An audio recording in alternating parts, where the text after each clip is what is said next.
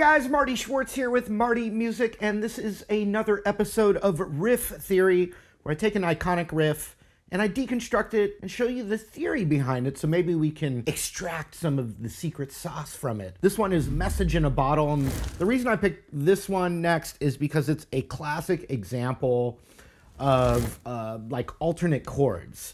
Because if you really took the melody and the like bass line structure of this song, it's a diatonic chord progression, meaning it's just from one key. It's C sharp minor, which is the relative minor of E major. So the chords of E major are the one chord, which is, and we'll just keep them to basic, the triads, like major, minor. So the one chord's E major, of the key of E major. So E is the one, F sharp minor is the two chord, and that is in the riff. The three chord is G sharp minor.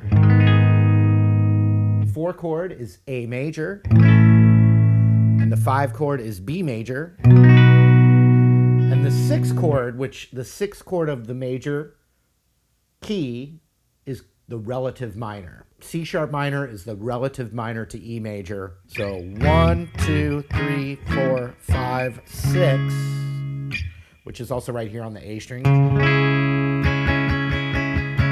The seventh chord, we usually don't use it with that seventh tone in the bass. It usually just functions as a 5 chord again. So don't worry about the 7 chord. We just got 6 chords. 1, 2, 3, 4, 5, and 6. So if I looked at the bass line,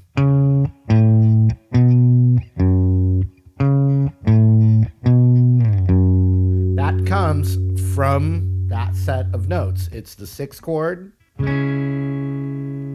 the 4 chord to the 5 chord to the 2 chord in the key of E major. 6, 4, 5, 2 of E major. But the relative minor is C sharp minor, so we could just say it's in the key of C sharp minor. But it's the exact same thing as the E major scale. This isn't the riff though, right? We're talking about the origin of the riff. And right now I'm just showing you the key and the structure, as well as the vocal melody is coming from the E major scale. So watch, if I just loop the chords, the diatonic chords, I can play the E major scale over that, and you'll hear it's right. Listen to the E major scale, the do, re, mi.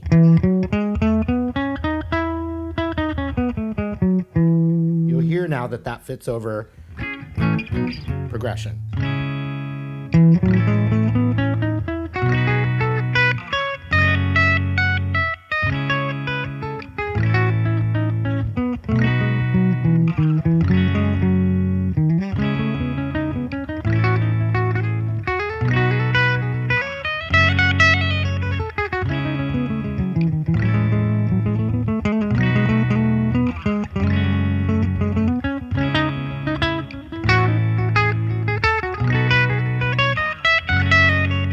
So those notes are up and down the entire neck. Now, if I looked at the C, what I usually think of as the C major pentatonic over that,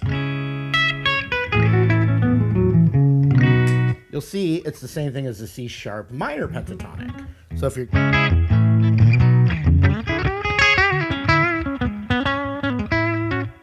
the C, you can think of it as C major pentatonic or C sharp minor pentatonic, and that's what you're getting. When you add the half steps,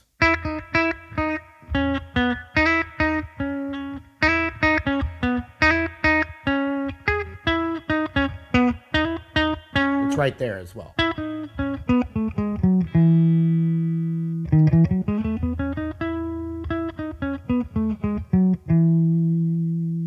So all from that. So something that the Police, the guitar player, Andy Summers did really well was he would use these more exotic kind of substitute chords for the classic diatonic chords, and it would all of a sudden become really way more interesting, like Walking on the Moon it's really D minor is like the key and everything, but he doesn't go, he goes, so he suspends the chords a lot. I looked up the sheet music to Message in a Bottle, and they're calling it C sharp minor 9, from that riff. And I think, you know, it's because diatonically it would be a C minor chord, but the riff itself is a root, a 5, and a 9. And one of the very first chords I teach is this A sus2, which is just a root, a 5, a root again, but the 2 added to it. If you're not sure what the 2 means, in any of these chords, the 2 is a, note-wise, is one whole step up from the root of that chord. So if the first chord I want to play, we could call it C5 add 9.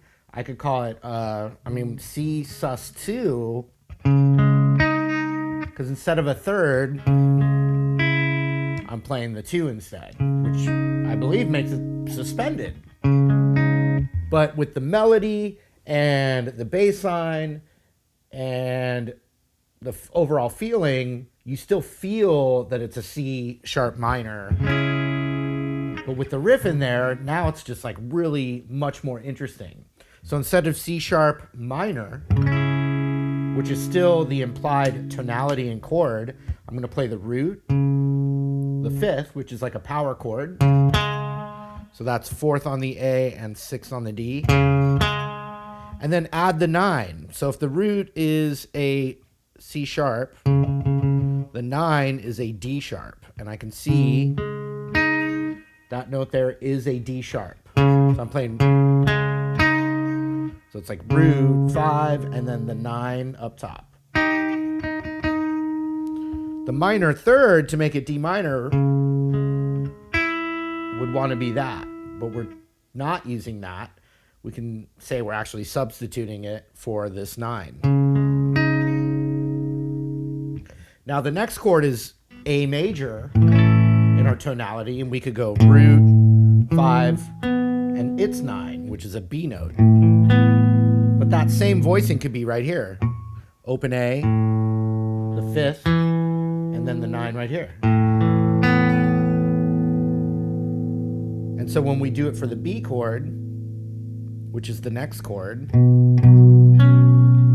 root, 5, 9, could be right here as well. Just the same notes.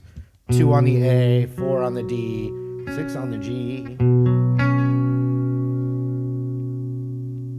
And then the final one's F sharp, which is right here. It's going to be the same voicings. Root, 5, 9. And then he does a little slide, which is still from our E major. Every note we've played.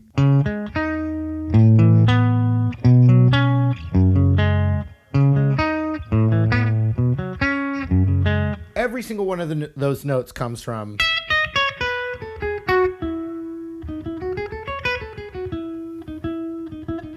so instead of, we turn it to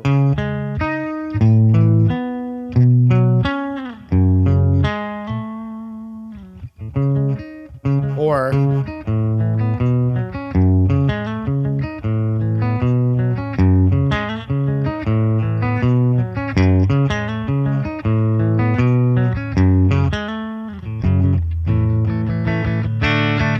even the changes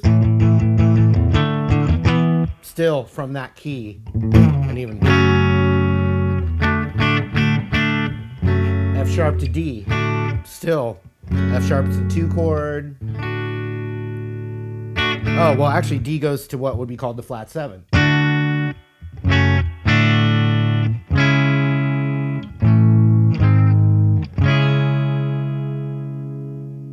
Take a different chord progression. What if I just took Sweet Home Alabama chords, which is D major, C major, and G major.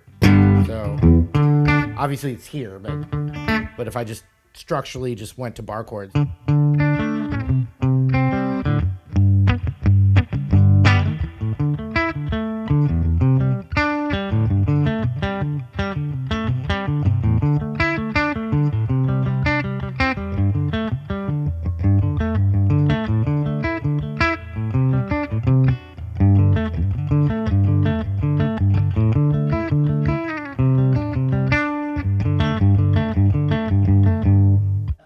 pretty clear that the Dave Matthews song Satellite is implementing this. So I don't know Satellite off the top of my head right now, but that would be like the perfect example of taking one technique and using it for another song. So that is Message in the Bottle using the sus2 arpeggio, we could say, or the 5 add 9. Lots of music has multiple interpretations. For instance, that's a C sharp. No, it's not. It's a D flat. Which one is it, right? Appreciate you guys watching. Let me know other riffs you'd like to see me cover in the comments below while you're down there. Appreciate you subscribing and also checking the links in the description.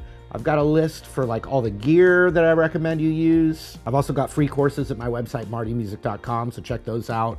And a bunch of courses that I've made over the last few years, and really appreciate you guys supporting. So thank you again. See you later.